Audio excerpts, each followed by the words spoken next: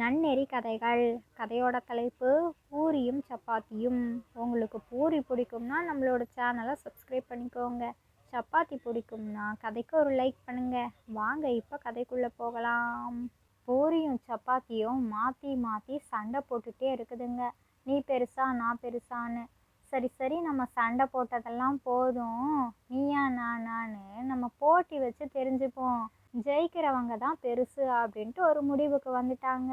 2 பேருமே போட்டிக்கு பக்காவா தயாராகிட்டாங்க. பூரி மாவு நல்லா கொதிக்கிற எண்ணெயில் விழுந்து புசு புசுன்னு பூரியா தயாராகிடுச்சு. இந்த சப்பாத்தி மாவு நல்லா சூடாக இருக்கிற தோசைக்கல்ல விழுந்து சாஃப்டான சப்பாத்தியாக தயாராகிடுச்சு. அதுக்கப்புறம் என்ன, பூரியும் சப்பாத்தியுமா சேர்ந்து ஜட்ஜு கிட்ட போகிறாங்க. யார் அது? நம்ம சுகர் பேஷண்ட்டு. அவர் இந்த பூரி சப்பாத்தி எல்லாம் பார்த்தோன்னையும் ரொம்ப சந்தோஷமாயிட்டாரு. அடடா, என்ன உணவுகள்! இதெல்லாம் பார்த்தாலே அவ்வளோ எச்சு ஊறுது.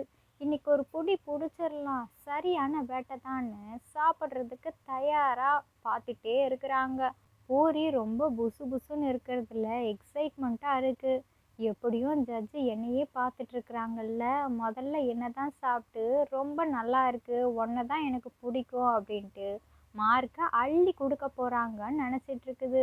அந்த சப்பாத்தியை பாரு, சப்பையாக இருந்துக்கிட்டு அங்கங்கே கருப்பு கலரில் புள்ளி புள்ளியாக இருக்குது. பார்க்குறதுக்கு சுத்தமாக நல்லாவே இல்லை, ஏதோ பிம்பிள்ஸ் வந்த முகம் மாதிரியில் இருக்குது அப்படின்ட்டு சிரிச்சிட்டே இருக்குது. இந்த சப்பாத்தி எதுவும் பேசாமல் அமைதியாக யாரை சாப்பிட்டாலும் சாப்பிடட்டும் அப்படின்ட்டு காத்துட்டே இருக்குது. அப்போதான் அவங்களுக்கு ஞாபகம் வருது, டாக்டர் சொன்னதை நான் எப்படி மறந்தேன்.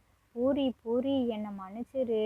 வாரத்தில் ஒரு நாள் ஒன்று ஆசைக்காக சாப்பிட்டுக்கிறேன், மற்ற 6 நாட்களும் எனக்கு சப்பாத்தி தான் வேணும், சுகர் ஏறாமல் இருக்கணும்ல அப்படிங்கிறாங்க.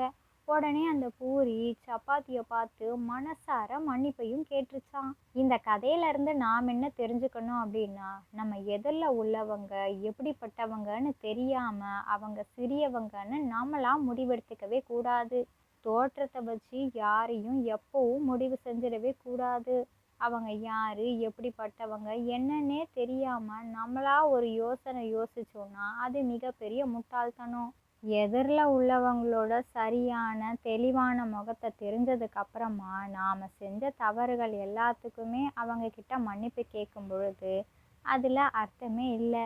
அதனால் எப்போவுமே சரியாக நல்ல மனிதர்களாக நம்ம நடந்துக்கணும், அவ்வளோதான்.